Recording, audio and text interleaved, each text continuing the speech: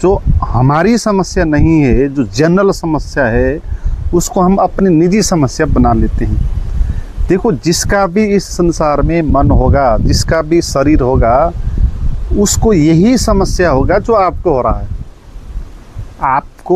आपको अकेला नहीं हो रहा। जिसका भी शरीर है उसको भूख लगेगा, प्यास लगेगी। जिसका भी मन होगा उसमें वासना पैदा होगी, फियर पैदा होगा, तृष्णा पैदा होगी। तो इसलिए ये जो समस्या है हमारी समस्या नहीं, ये प्रकृति की समस्या है, ये यूनिवर्स की समस्या है।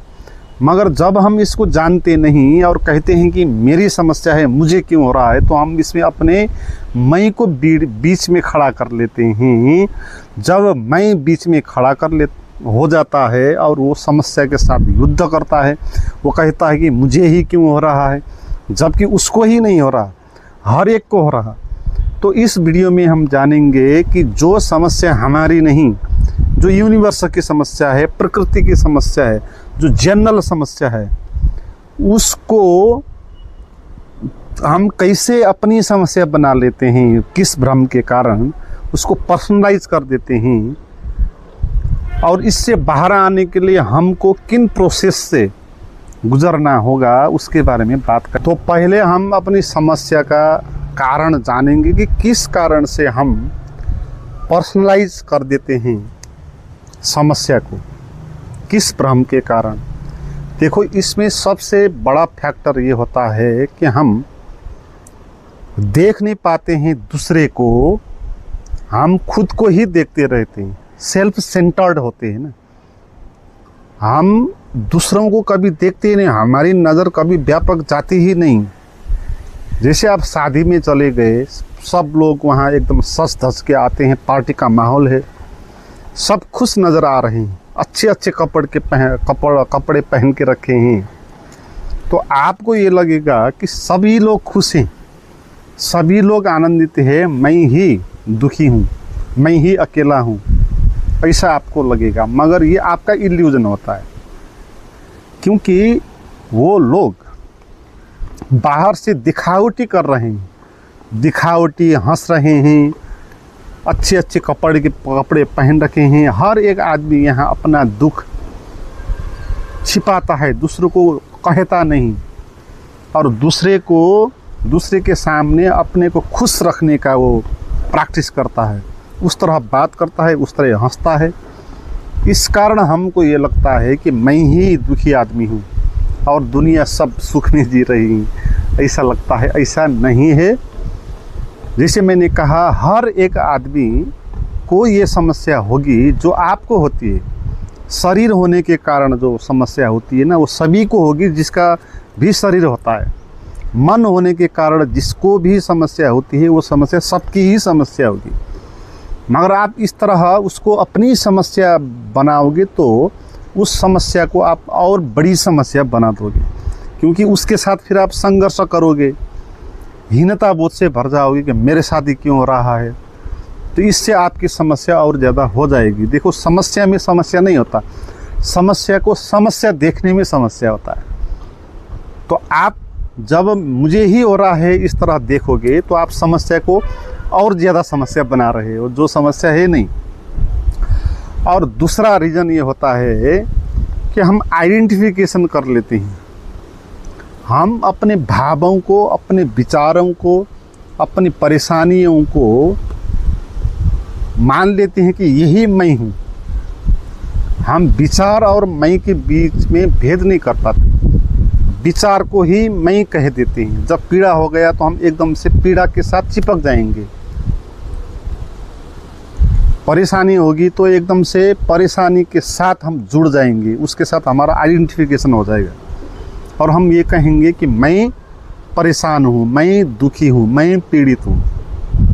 ठीक है, तो ये दूसरा रीज़न होता है। और इसमें सबसे गहरा जो रीज़न होता है वो दूसरे रीज़न से ही आएगा। जब हम इस तरह आइडेंटिफिकेशन करेंगे चीज़ों के साथ, तब हमारे भीतर एक ईगो पैदा हो जाएगा, एरोगेंस पैदा हो जाएगा, जो हर पल ये कहता रहेगा ये शरीर मेरा है, ये मन मेरा है, ये विचार मेरा है, ये दुख मेरा है, ये परेशानी मेरी है। ठीक है, परेशानी सभी को होगी, कोई एक्सीडेंट हो गया कहीं पर, और उस एक्सीडेंट के कारण हर एक लोग को दुख होगा, पीड़ा होगा, मगर हमारे शरीर में जो दुख पीड़ा होगा हम उसको कहेंगे ये मेरा पीड़ा है, ठीक है। जबकि सभी को एक जैसा ही पीड़ा हो रहा है वहाँ, तो हम ईगो के ट्रैप में फंस जाएंगे इसमें, ठीक है। मुझ जैसे आदमी को कहेंगे, फिर मुझ जैसे आदमी को क्यों हो रहा है पीड़ा, परेशानी, तो अपने मैं को बीच में खड़ा करके हम अनजान बस एक ट्रैप में फंस रहे हैं। देखो, जिसका जितना बड़ा ईगो होगा वो उतना ही उसको दुख होगा।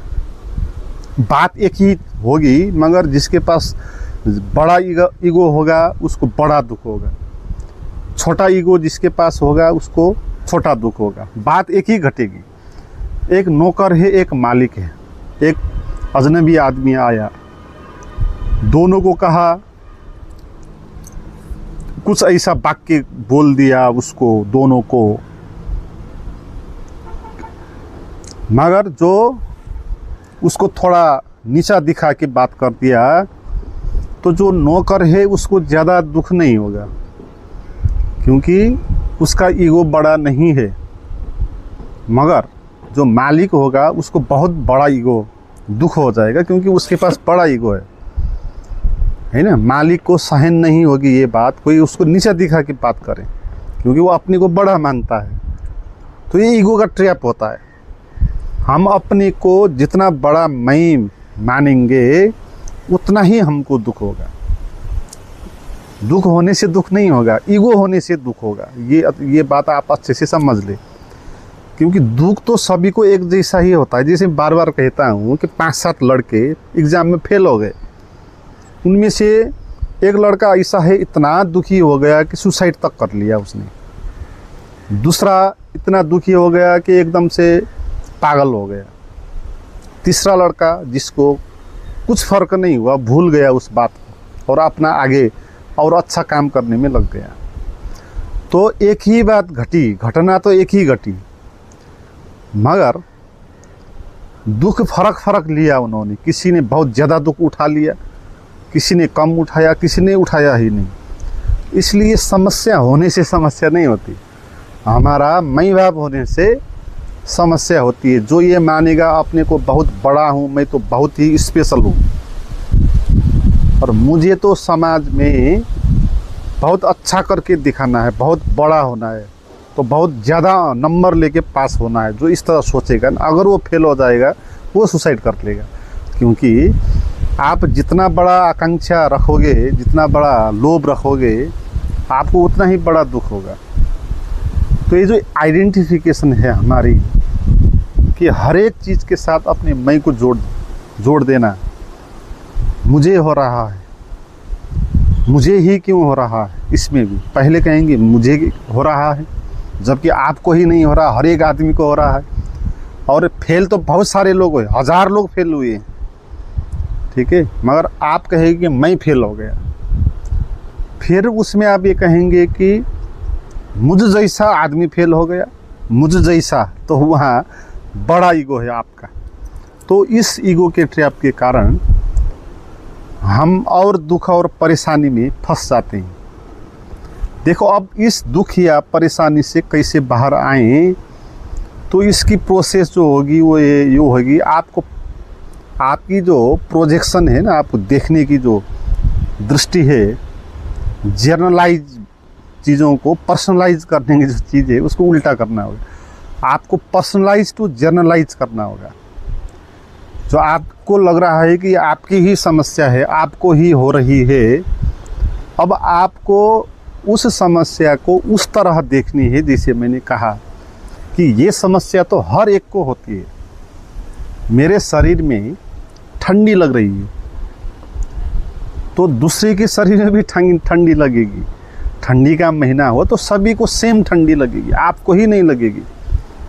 मगर आप कहोगे मुझे ही ठंडी क्यों हो रही है, तो फिर आपने अपने मैं को बीच में खड़ा कर दिया और आपने क्या कर दिया, जो जनरल चीज़ है उसको पर्सनल कर दिया।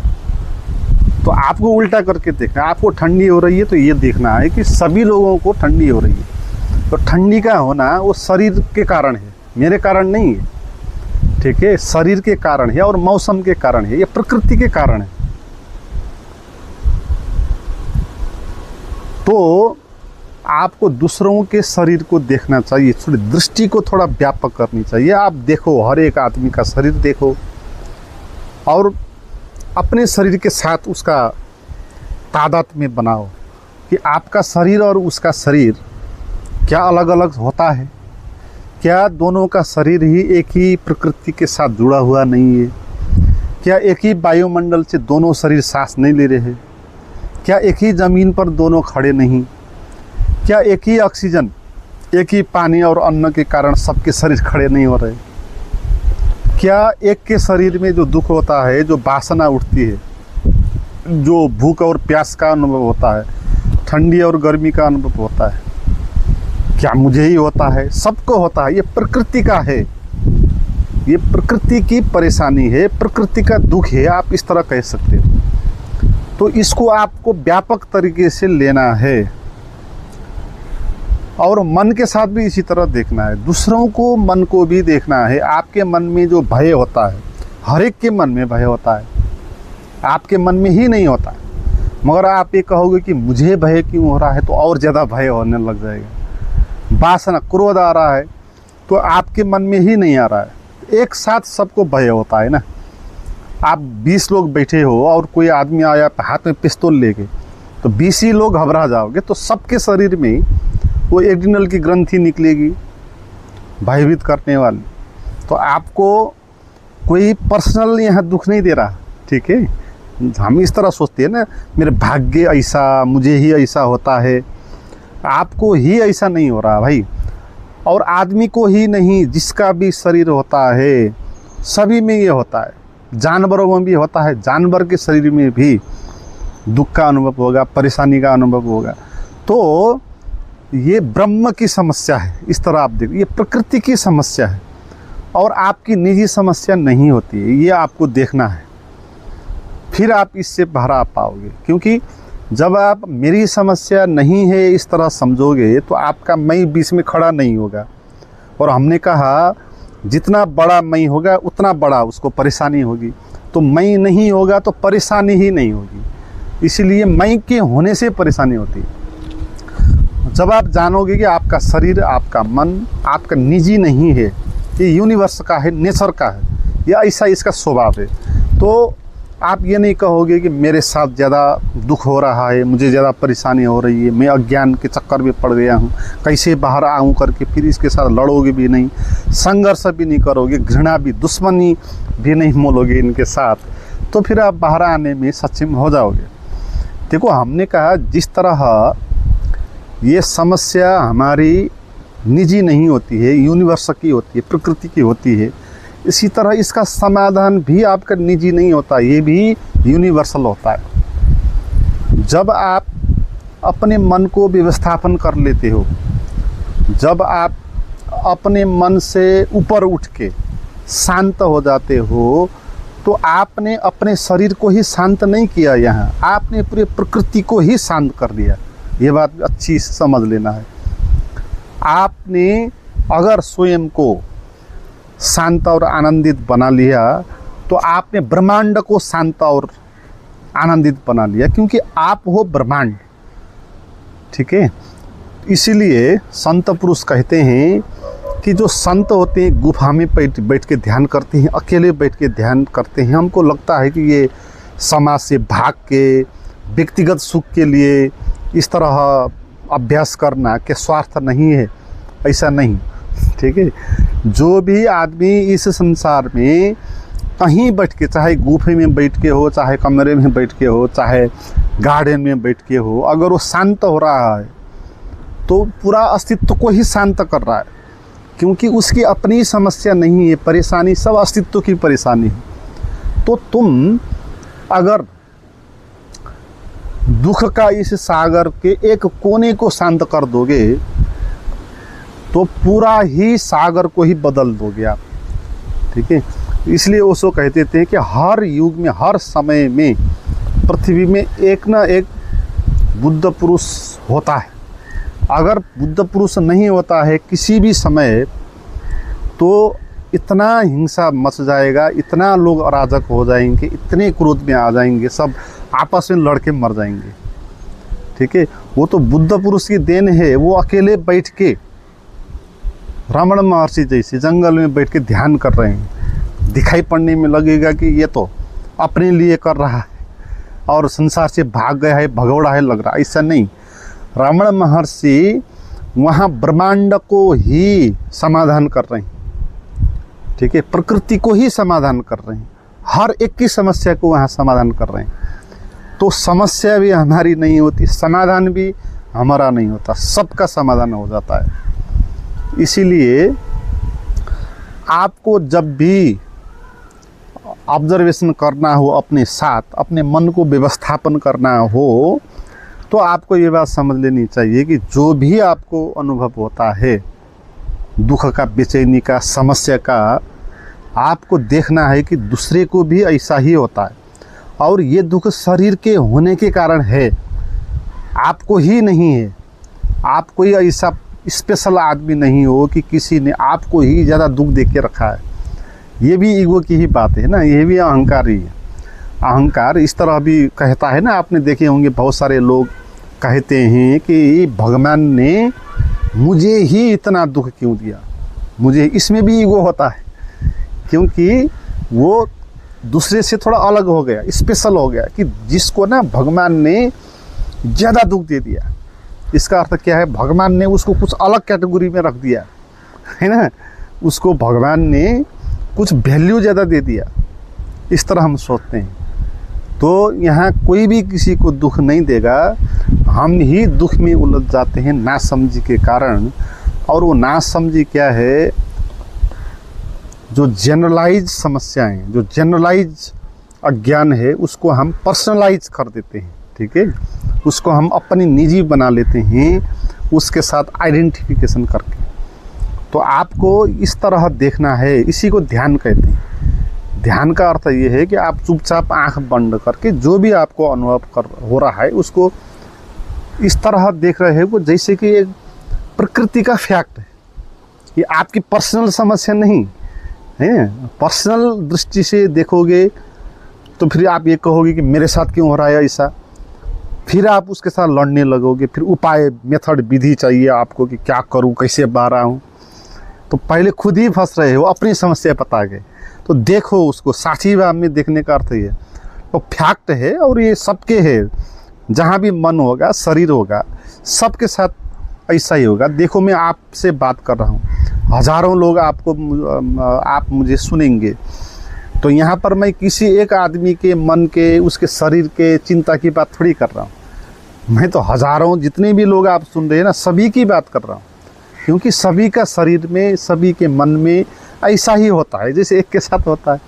तो इसलिए ना आप इसको जनरलाइज कर दो और इस तरह देखो, तो आप इससे बाहर आ जाओगे।